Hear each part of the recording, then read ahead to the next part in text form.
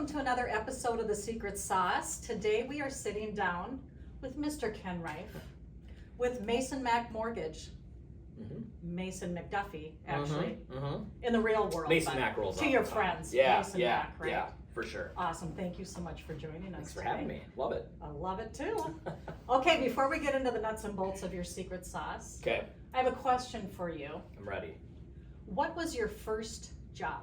Oh boy, my first job ever? Your first job Ever. ever, dude. Okay, my first job ever was not, I don't know, Not how far lending. back, I don't know how far back the IRS can audit this stuff, but I worked for my ex-girlfriend's mom in the life insurance world. So I helped her with clerical stuff and would help her with events and stuff like that. So I did that. But my first paid legitimate job was at a place called I'm sorry, it was Mexican Village. Yeah, it was Mexican Village, the restaurant in Mankato. What did you do at Mexican Village in Mankato? So that was a weird job because you had to do everything. You didn't get hired as a server or as a host or as a cook. You would line cook.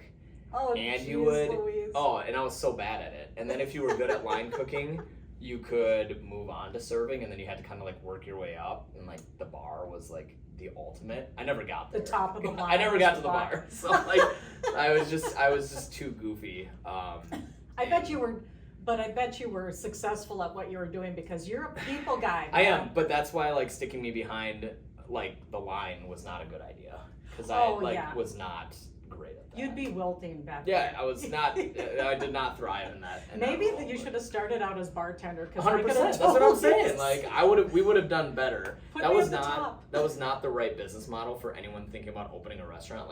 Don't hire people for all jobs. It's really dumb. So, I but yeah. it's in their wheelhouse. Yeah, what they fine. like to do. Yeah. Oh, you've got a great personality. Why don't you go cook the enchiladas for us today? I'm like, what? Or mop the floor in the back room. That I could do, but yeah. So that was my first job. That's Go job. awesome. Mhm. That is awesome. Okay, so I just want to see how far we've come here, right? Yeah. Okay, yeah. so tell me, what was your worst job?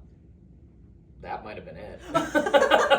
Okay, so let's get started on your secret sauce here. Okay. So what do you think is one of the factors with you that makes you find the success that you've already found? Now you have just recently moved into a new role, right? So yeah, I mean, and when it's kind of that thing, moving companies is always a big event, but it's also not that humongous because you're still doing the same things. We all, I tell people all the time, and if anyone sat with me before, I'll tell them mortgage lending is a lot like the NFL. We all play by the same rules, in title, right? right. We all play by the same rules. There's not one bank is allowed to go to 75% debt to income ratio and everyone else has to stay, you know what I mean? Right.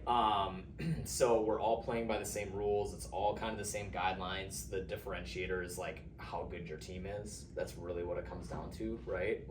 Totally. I would say the Patriots didn't go on a 15-year run because of their rules were different than everybody else's. It's because they had really, really good people. So it's basically an even playing field. It's an even playing field, but and who you've got there is super important, right? So I think number one, finding the team that you fit really well in. But the other thing that's different that we've done, and again, there's a luxury piece to this that having been doing this for 12 years, we've found people that we really, really, really, really like working with. And when you're first starting out in lending, you kind of got to go after anyone and everyone that's out there. Right.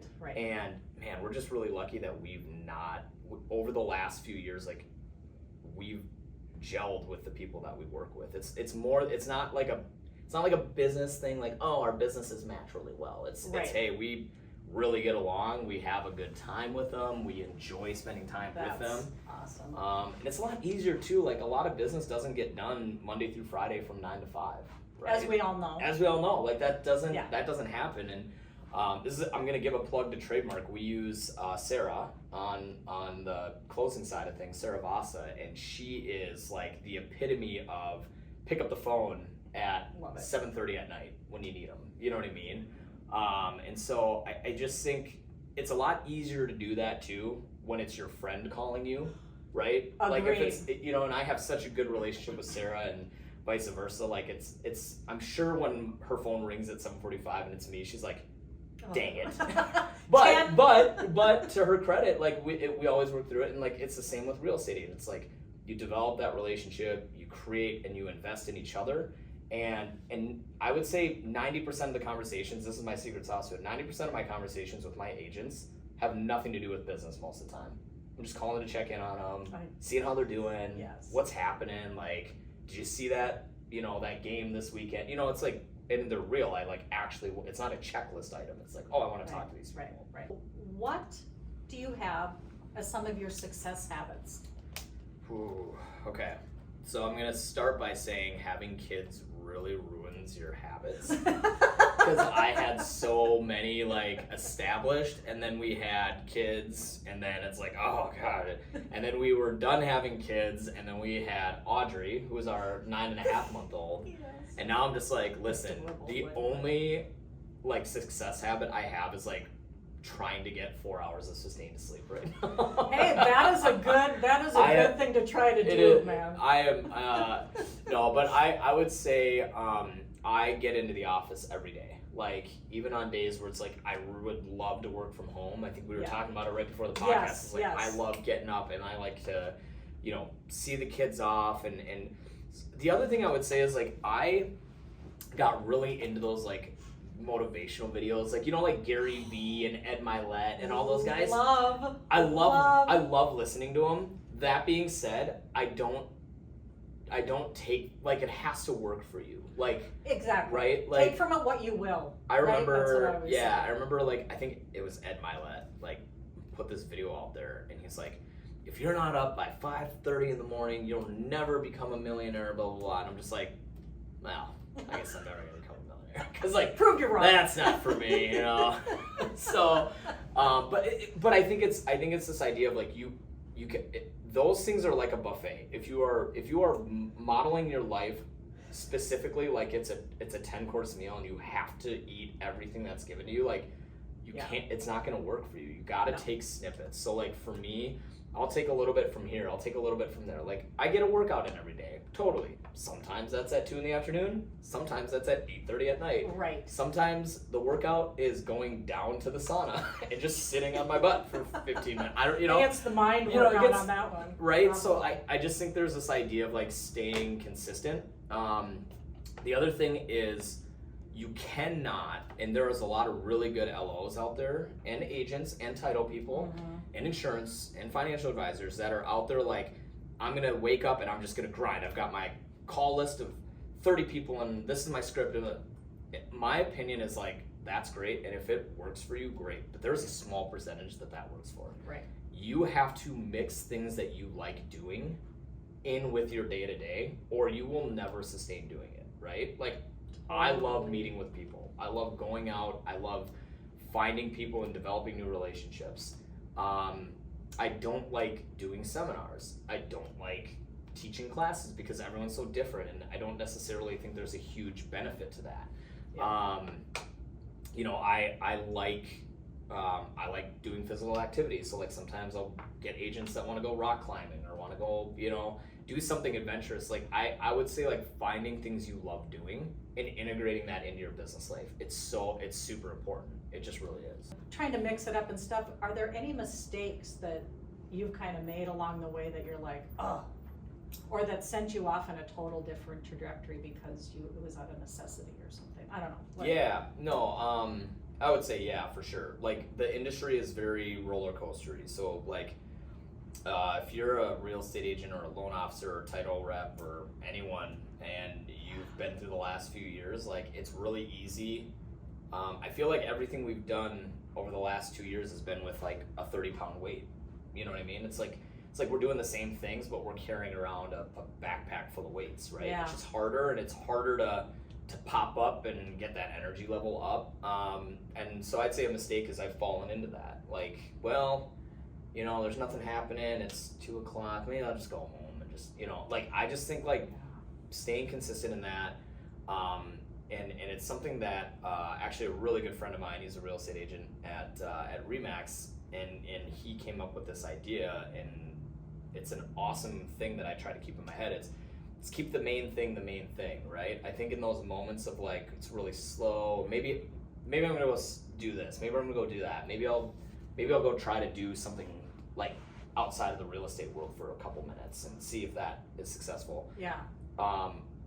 When you keep the main thing, you stay focused on like what you need to get done to get yourself back into that position, right? Mm-hmm. And this is not a job where like every year is going to be a great year. There's just no way around that, right? Oh yeah, exactly. There's too many other factors. Too many other factors. There's too Yeah. many outside things that just control what we have, what we do day to day. So I would say like just the mistakes I've made have been getting distracted and doing things that don't make sense, or are deviating from the ultimate plan of producing more business and Right. getting in front of more agents and or just took too much energy that wasn't 100%. productive, right? Yeah, yep, 100%. I think we all get in that kind of mode once in a while. 100%. But I think to go into that mode for a little while sometimes can be like, oh man, I'm never doing that again. Yeah, you gotta do it and then fail and then be like, yeah, this is why we keep it the main thing, So I like that. Let's keep it the Yeah, main thing. yeah, Have that yeah. always the underlying thread, right? 100%. Even yeah. if you just start doing things a little bit differently. Yeah. I think that's where the innovation or creativity or, you can maybe get a leg up on, oh, this is really gonna work well, or, kind of pushes you into thinking of different ways Oh, to and I think approach finding new ways to do things is completely on par with like keeping it the main thing. But it's like, I'm a mortgage loan officer in a really down year. I'm gonna go look into like maybe some yeah, at the Mexican Village, Let's look gotta up work, that place. You gotta work your way up though. You don't just walk into that. But no, that's what I'm saying. It's like people that have gone outside the industry and decided I'm gonna go try to do this, try to do that. And there's nothing wrong with that either, right? It's following whatever your passions are. But if your intent is to stay in this and to become like a lifelong industry professional, like you've got to keep the main thing for sure. If you could start all over again, is there anything different you would do? Not work at Mexican Village. Yeah, is one. Right. So I was actually having this conversation with a good friend of mine, and it's like, don't you wish you could go back to like, if you could reverse the clock and go back and relive life and do this or whatever? I'm like, dude, I don't know if I would do it. He goes, even when you were like younger and you could go and step on a soccer field and not break your ankle, and you know what I mean? Like, and I'm like, honestly, dude, like, I don't know that I would do it, because it was the road to getting here, and you've seen it. You've been around real estate professionals in their first years, and you've seen them all the way up to your 10 or 15, and like what I always say is this is one of those unique industries where like the lessons you learn, generally speaking, you don't learn it in a classroom. No, right. You don't learn it through like a very like a low risk trial and error. Like anything you learn in this industry is learned through like the hard way. Yeah. And so and that's where it's like I have a ton of respect for like top producing LOs in the state, because like it has nothing to do with the competitive nature of like the fact that we're competing with each other in the market. Right. It's that I know that person to get to where they're at has been through a lot of crap. You know what I mean? And like same with us. Like the reason why our closing rate and our ability to get really tough loans through is so high is because I'm gonna be honest with you, my poor clients from years 1 through 4 dealt with a lot of whoops, I made that mistake, whoops, I made that mistake, whoops, I didn't know that. And like the trial and error piece in this industry is so high. I don't know that I would go back and make any changes, because like I've made a ton of mistakes, but that's the only reason why I'm like where I'm at today. Right. It's because of that. So that journey is not always, even in business, yes, and even in life. I mean, I'm one too that I don't ever want to look back. I've learned what I needed to learn. Yeah. And I'm good. Just things that happen in my life, it's like I'm always looking forward. I I do not want to look back anymore. Nope. I've learned.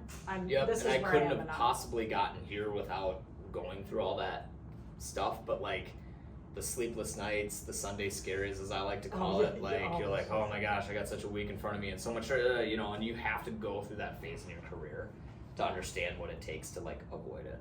in the future. So I don't know. I don't think I would change anything. Weird answer. No, I would say I don't think I would. I totally hear you. Yeah. I totally hear you because, like you said, you grow in all those instances. Yeah. And you are just better on the other side of them. And so why look back? Yeah. I mean, yeah. I'm all about not looking back. Right. For sure. Right. I'm out Love here, it. man. I'm going to focus on the future. Okay, so best advice that you could give someone, either starting out in their career, maybe a life thing. Yeah. What do you think? So I had I did, going back to the lessons learned, there's an interesting concept that I learned through an old mentor of mine, and he was like the best, like a great person.